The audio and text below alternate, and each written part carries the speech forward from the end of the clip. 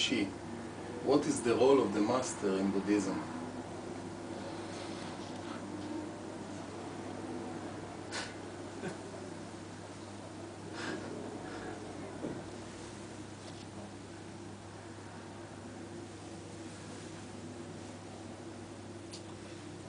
In Mahayana Buddhism, the role of master is very important, because the master represents the living Buddha as a nirmanakaya. That means even in this world you need a master. If you want to go to school, there is a master. There is a tutor, a teacher. Or you want to learn how to drive a car, also you need a master. So for everything you need a master. Someone who knows the way.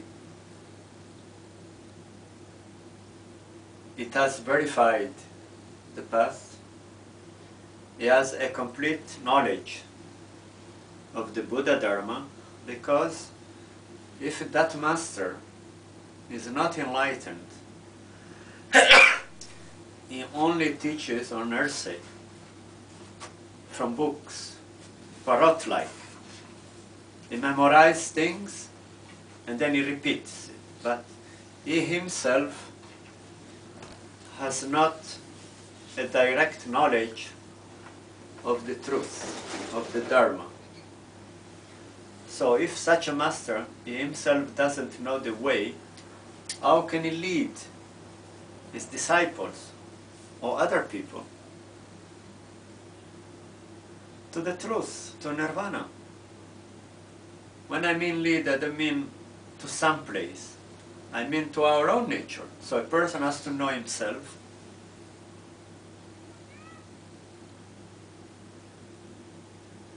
He himself has verified the truth that was taught by Lord Buddha, so then he can teach. He can be a fully authorized master. So in my case I am a monk, but to be a master you don't have to be a monk. In Mahayana Buddhism I'm talking about. For instance, in Zen Buddhism they have priests. I don't know how that came to being, Even in there, the people, priests get married. But never mind. But in Chen Buddhism, a master is always a monk. But that monk is a master in the sense that he is a full authorized master. What is called in Chinese FASHI, Dharma master. And if you are to be more specified, in Chan Buddhism, we call it Chanshi, Chan master, okay? It means he has to lead, he has to give answers, he has to know the Buddha Dharma. Not from books.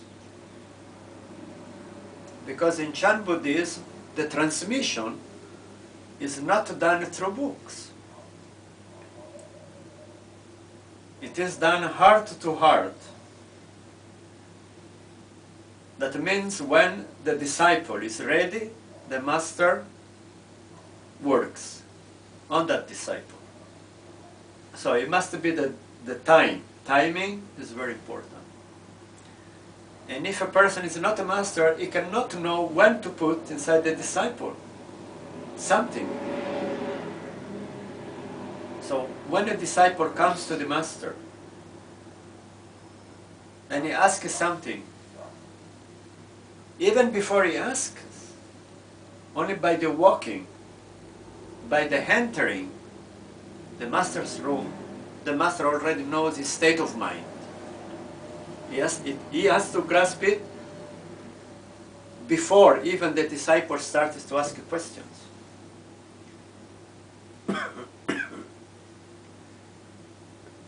If the master has not the capacity, the knowledge, then he's a worldly master. like a professor, a teacher. He teaches things, what's called in Sanskrit, apravidya, things of this world. You need also a master. But the spiritual master is not something who gives you to say this mantra, say this prayer, do this ritual, do that ritual, or adhere to such and such path, and this. Although you see in many paths of Buddhism a lot of rituals, especially the Tibetans, very ritualistic, but their origin, it's not in Buddhism. It's okay. It is nice, it's beautiful, it's very folkloristic. A lot of trumpets, a lot of music, a lot of chanting. I guess it has to do, when Buddhism comes to such a country, and in that country there is such and such tradition of dancing, of, dispersing the evil spirits, doing such and such rituals. Sometimes they belong to pre-Buddhistic religion. Sometimes animistic religions. They don't disappear, but Buddhism absorbs inside itself. But to go back, the role of the master, in any case, a master, if he wants to give an initiation, abhisheka, what's called in Sanskrit, he himself must be fully authorized. He must have full knowledge of that, what he's doing.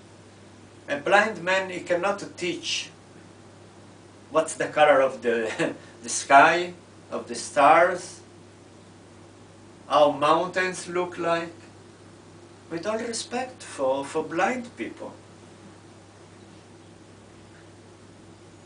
Because if a person is blind only physically, then what can you do? But if a person is blindly spiritually, then it's a very catastrophic. What can he lead his disciples? He himself has no knowledge of what he talks about, a direct knowledge. Because he's high of wisdom, Buddha high, Dharma high, and so on. He has not opened yet. And how can he say, even if he reads the sutras, it doesn't matter, he reads the Hridaya Sutra, Heart Sutra, Saddharma Pundarika Sutra, Lotus Sutra, or whatever sutra, Vatamsaka Sutra. He reads, he has to understand with his, limited mind, conventional mind, because he has not a direct knowledge of that truth.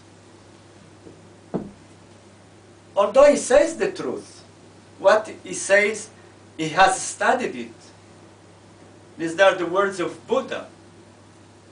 But a person who has a direct knowledge, inner knowledge, he understands things differently. The same words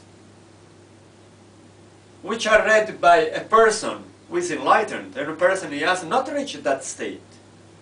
Because enlightenment, nirvana, it's not distant from us, it's inside us. It's here. Nirvana and samsara, they are here. There are also a lot of teachers talk, but they have not a direct knowledge. That means they are not allowed to teach. But they cannot lead disciples inside. Okay?